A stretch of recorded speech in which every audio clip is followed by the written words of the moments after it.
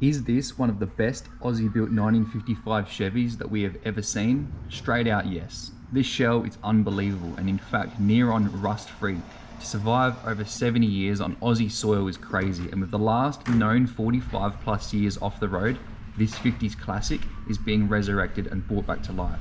Stay tuned as we get ready to give this old girl a little birthday it deserves.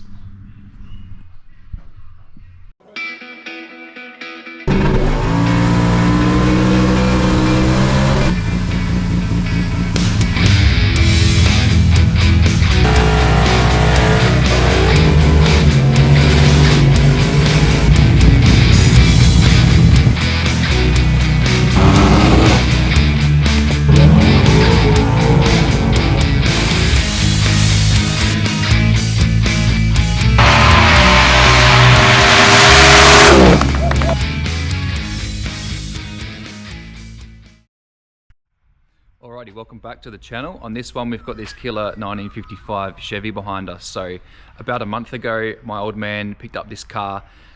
We've known the owner that's had this car for the past 30 years, and he's had it for well over 40, and it's been off the road, stripped, and in similar condition as you see it behind me. But I'm going to go across some footage that I've had, that I've been gathering along the way of the 55 behind me, and talk you through what's been going on with this car. So about a month ago, we picked up this 1955 Chevy from the Barossa Valley in South Australia. A good friend of my dad's has owned this car for well over 40 years in his family, and it's been off the road that whole time, and it was off the road some time before he collected the car as well. This car has majority of the parts, I'm going to say probably 80%, but the most amazing thing about this car is the shell and the condition that it's been in, due to being stored away in a shed for some time. It's never been out in the weather. It's super dry. I'd have to say, being in South Australia, or an Adelaide car, it's probably saved this vehicle. If it was in something like Melbourne, it probably wouldn't be as rust-free as you see it. It's got a couple little small imperfections here and there, which make the character of this car. It's got some patina, it's got some dents, it's got some scratches, but that is going to be how we are leaving it. So as you can see, it's got a couple small bits of rusts, you'd say surface rust coming through, but check out the original SA Rego plates. This body is in really good condition for its age, like I said, over 70 years old, and this is a factory right-hand drive Australian delivered GM 55 Chevy. So over the past few weeks, we've got this car, started gathering all the parts that were missing and collecting them from the owner that had the car before us, along with a collection of Chevy parts that my dad's gathered over the years. We've got this car off of the trailer, wheeled it under the carport under its own rolling power, not much there. So the car was sitting on a chassis. We don't know if that chassis is off of this car, but it is all there and is all able to get this thing rolling and running. We've got glass, we've got stainless, the doors, check out how they close.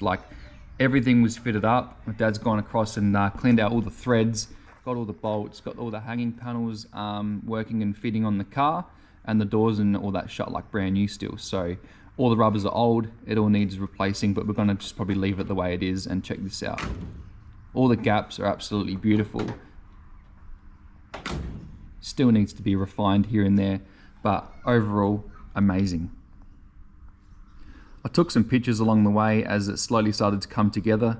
He gathered all the original parts, including the front clip, and started sourcing them, putting that all back together. Here you can see the whole inside of the car has been taped up, as the floor pans inside and all the roof skin on the above has been prepped and painted in a stone guard before we lifted it up onto the hoist, lowered the chassis and rolled that out. I think I've got some footage here on the GoPro, but you'll see that really underneath back to the red oxide, and it revealed just how clean this car is underneath. So there is no rust underneath this body whatsoever.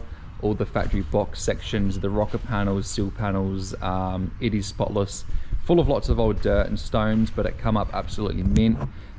So we've gone across and also done all the inside headliner. So that had a factory foam insulation on the headliner, and now that is all being cleaned up and filled with paint and just turned out really nice. The inside of the cabin as well, so the floor pans have been taken back to bare metal and just been sealed off in a sealed paint and sound deadener. Currently, this is where we are at, so I thought I would throw up some footage this week onto the channel of this 55 as it's coming along. As you see it, underneath the car has been all painted inside the floor, and up under the roof lining there, all been done black, just to clean that up so it's all nice. The outside of the body we are not going to touch at all, but we are cleaning it up and just making it clean and neat. So we've gone over the car and just given it a light Scotch-Brite and sand with some CLR to get rid of a lot of that surface rust, which was just sacrificial sitting on top, and it's coming up really good. Starting to look a little bit chalky, so we may satin clear this. We'll see how we go, but so far we're just going to be leaving it how it is sitting, and we're not going to give it a paint job. It is very original.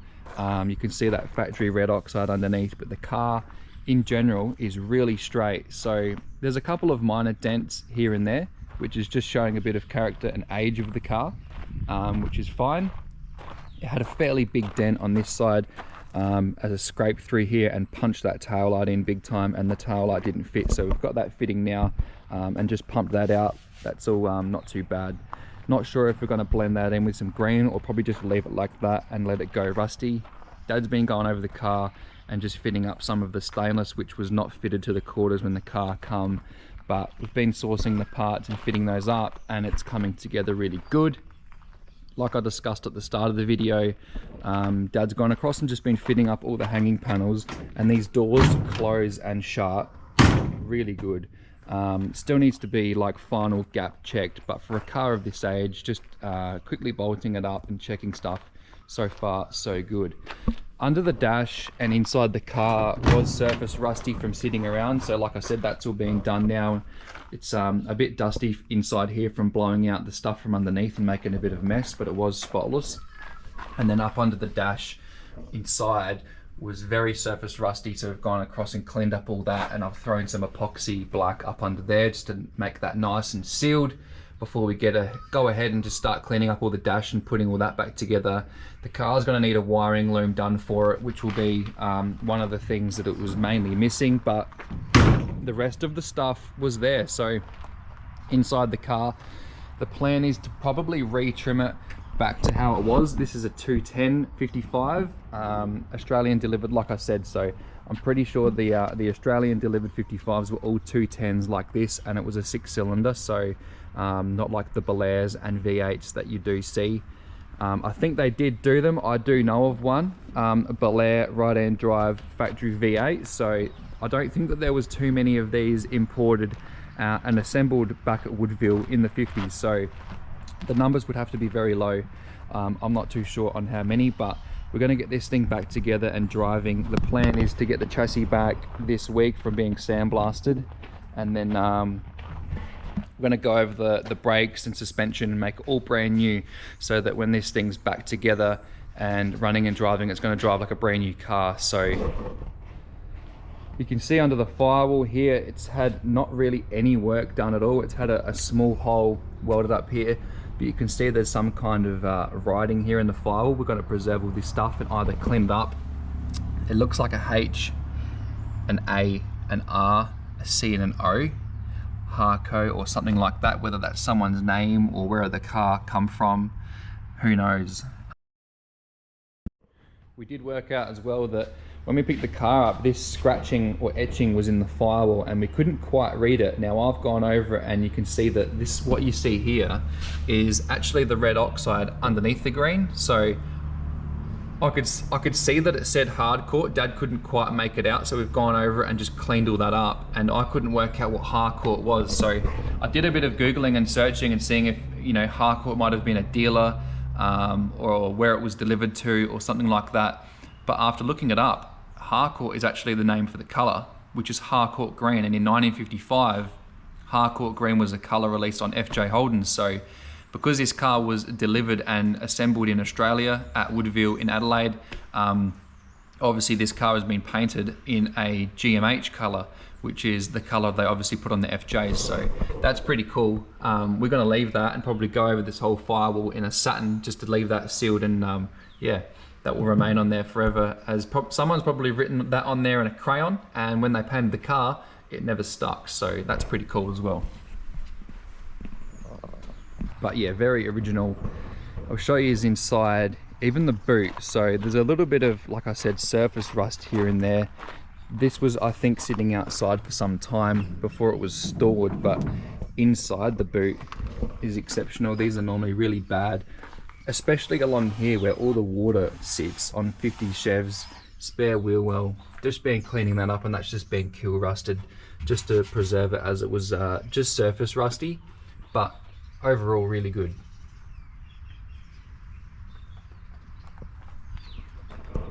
The stuff inside the boot is very similar to the underlay that was above the roof lining, which we just scraped off as it was, you know, a chance for it to hold moisture, and it was all falling apart and making a bit of a mess. So Dad's gone ahead and scraped all that off, and then we orbital sanded the whole roof skin back to bare metal before applying some kill rust and black over that with just a light coat of the sound deadener, just to make that nice and smooth and neat before the roof lining goes back in.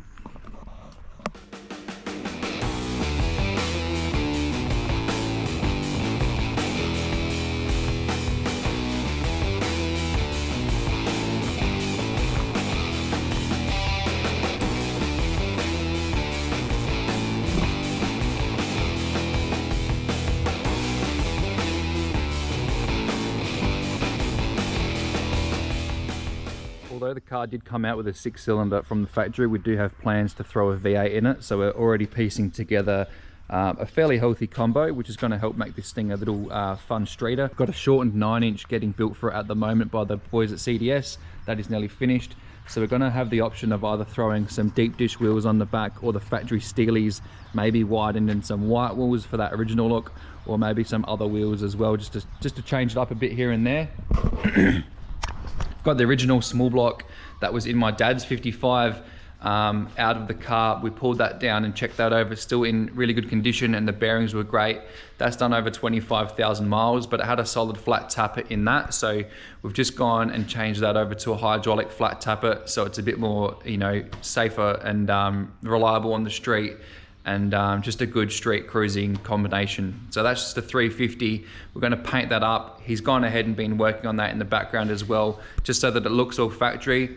When you lift the bonnet on this thing, we don't want it looking too modified. We're trying to keep that original kind of look, but if you know, want to change up some wheels and things like that, you can. It's going to sound really good and cruise really nice. So we're thinking something along the lines of 3 7s in the diff, maybe even 3 5s, and we're going to put a 3-speed turbo 400 in it, and just make it a nice, easy-going cruiser. So this is the engine out of his other 55. So it's a fairly healthy 350. The rocker cover is sitting on it at the moment. We're either going to do these ones orange, or try and source some other ones, and then maybe just fit up the Chevrolet style writing on top of the rocker covers, just to keep that looking nice and period correct. But yeah, it's a nice, healthy little engine, which will go really good in this car for doing what we want to do, and that's going for a cruise to the pub, or maybe traveling interstate with it. This car should come together pretty quickly, so over the next couple of months this car is going to come back together, back on wheels and running and driving.